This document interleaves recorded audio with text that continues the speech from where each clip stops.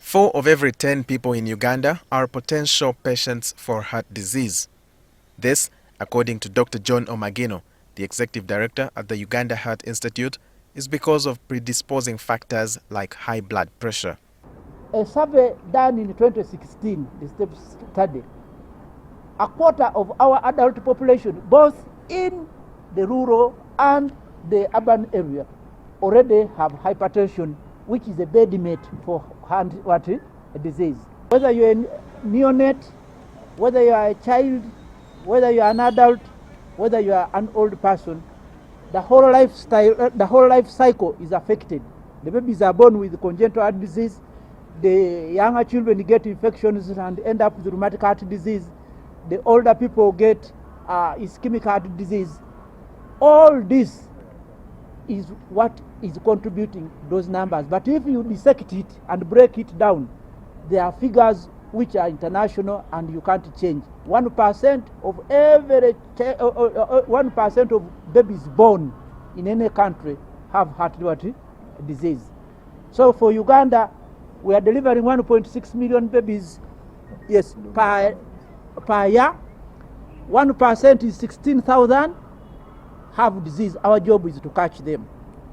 And 50% will require an intervention if they are to live a life which is meaningful or totally corrected.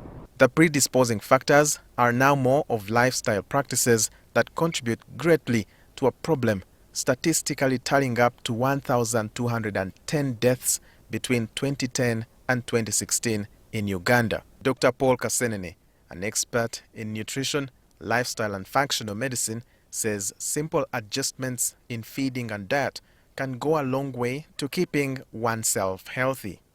We need to eat foods that are high in fiber. Fiber is a part of food that helps to regulate our blood sugar, our blood pressure and our cholesterol level. Fiber is found in natural things like whole maize, like millet, like nuts, like seeds. These are very, very good foods. It's important to eat a lot of vegetables. Green leafy vegetables also have a lot of fiber, and they also have a lot of vitamin K, which is very good for your heart. And not forgetting fruits. Prevention is basically the way to go, as advised by Dr. Gerard Mutunji, the head of non-communicable diseases at the Ministry of Health. So it's about physical activity, nutrition, alcohol and tobacco, and then physical checkup. The Ministry of Health has further pledged to make diagnosis easier for the public because they want to emphasize the message of prevention being a much cheaper option than cure. Treating ailments from heart disease is quite costly. You may have to spend at least 20 million shillings for a procedure at the Heart Institute, but this could more than double to hundreds of millions for treatment outside the country. Walter Mwesije, NTV.